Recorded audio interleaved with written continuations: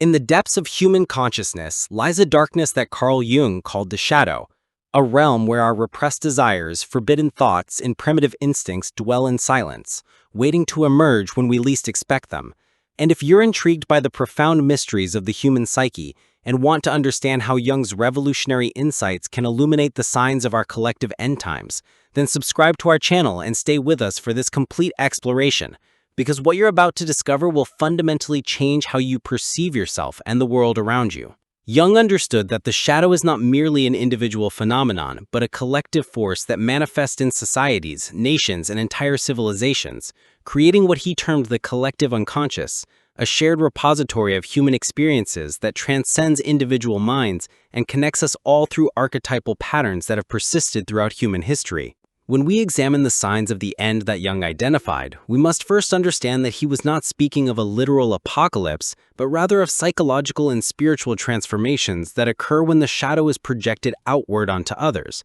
creating the very conflicts and chaos that seem to herald the end of civilized society as we know it. The shadow contains everything we refuse to acknowledge about ourselves, the violent impulses we suppress, the selfish desires we deny, the primitive fears we bury beneath layers of social conditioning. And when these elements are not integrated consciously, they manifest unconsciously through projection, causing us to see in others the very darkness we refuse to recognize within ourselves. Jung observed that in times of collective crisis, entire populations can fall under the influence of what he called shadow projection, where groups demonize other groups, nations vilify other nations, and ideologies become weapons of mass psychological destruction, creating the conditions for warfare, genocide, and the collapse of moral systems that took centuries to develop. The signs of the end that Jung identified are not external events but internal psychological processes that manifest externally when humanity fails to confront its own darkness, when individuals and societies refuse to engage in the difficult work of shadow integration, choosing instead the easier path of projecting their unconscious contents onto convenient scapegoats. This projection creates a feedback loop of escalating conflict because when we project our shadow onto others, we invariably attract back to ourselves the very energies we have disowned, creating cycles of violence and retribution that can span generations and consume entire civilizations. Jung witnessed this process firsthand during the rise of Nazi Germany, watching as an entire nation fell under the spell of collective shadow possession, where the German people projected their own feelings of inadequacy, shame, and rage onto Jewish populations and other minority groups, creating the psychological conditions that made the Holocaust possible. He understood that this was not unique to Germany, but a universal human tendency that could manifest anywhere when the right psychological conditions were present, when people felt threatened, displaced, or humiliated, and when charismatic leaders emerged who could articulate and channel these collective shadow projections into organized movements of hatred and destruction. The end times that Jung foresaw were not about divine judgment or cosmic catastrophe,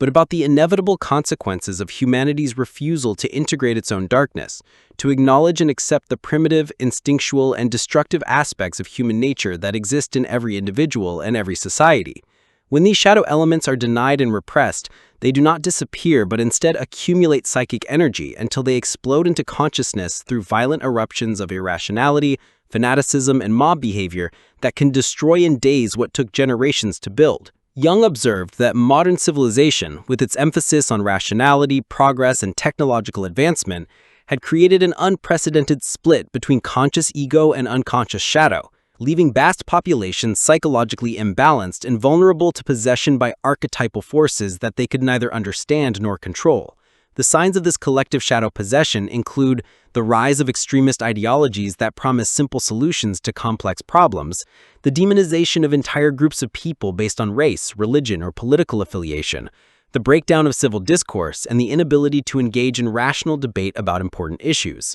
the prevalence of conspiracy theories that attribute all problems to hidden enemies, and the widespread appeal of authoritarian leaders who promise to eliminate the perceived threats that are actually projections of the collective shadow.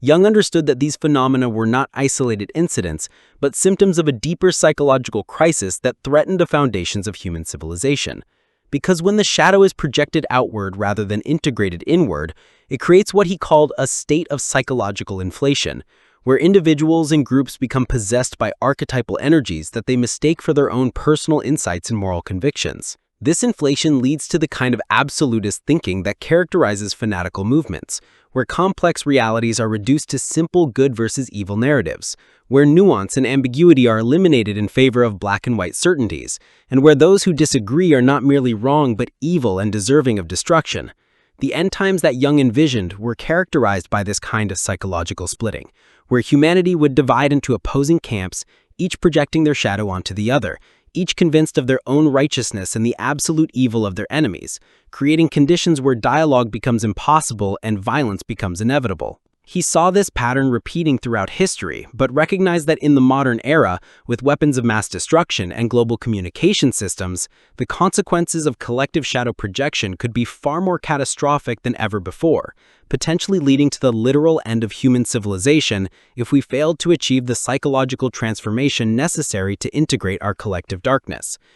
Jung believed that the only way to avoid this apocalyptic outcome was through what he called individuation, a process of psychological development where individuals take responsibility for their own shadow material, recognizing and integrating their dark impulses rather than projecting them onto others, thereby breaking the cycles of collective possession that lead to mass violence and social collapse. This individuation process requires tremendous courage, because it means facing aspects of ourselves that we would prefer to deny, acknowledging our capacity for cruelty, selfishness, and irrationality, and accepting responsibility for our contribution to the collective shadow that manifests as societal problems and conflicts. Jung understood that very few people would be willing or able to undertake this difficult psychological work, which is why he was pessimistic about humanity's ability to avoid the catastrophic consequences of collective shadow projection. But he also believed that those who did achieve individuation could serve as psychological bridges, helping to contain and transform the destructive energies that threaten to overwhelm human consciousness. The signs of the end that Jung identified were ultimately signs of humanity's psychological immaturity, its refusal to grow beyond primitive patterns of thinking and behavior that were perhaps adaptive in earlier stages of human evolution, but had become dangerous and potentially suicidal in the modern world.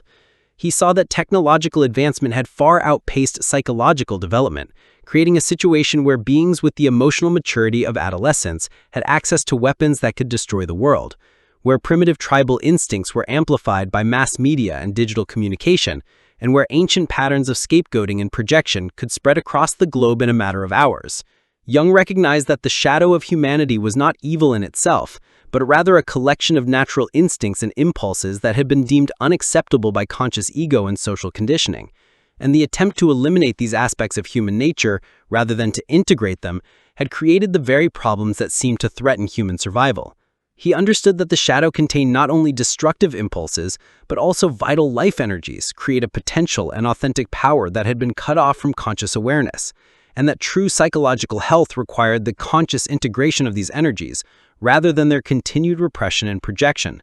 The process of shadow integration that Jung advocated was not about becoming evil or giving free rein to destructive impulses, but about becoming whole, about acknowledging all aspects of human nature and learning to channel dark energies in constructive rather than destructive directions. He believed that individuals who achieved this integration would be less likely to fall under the influence of collective possession, less susceptible to propaganda and manipulation, and more capable of responding to crisis situations with wisdom rather than reactivity. Jung saw that the signs of the end were also signs of potential transformation, because crisis often serves as a catalyst for psychological growth, forcing individuals and societies to confront aspects of themselves that they would otherwise avoid, and creating opportunities for breakthroughs in consciousness that might not otherwise occur.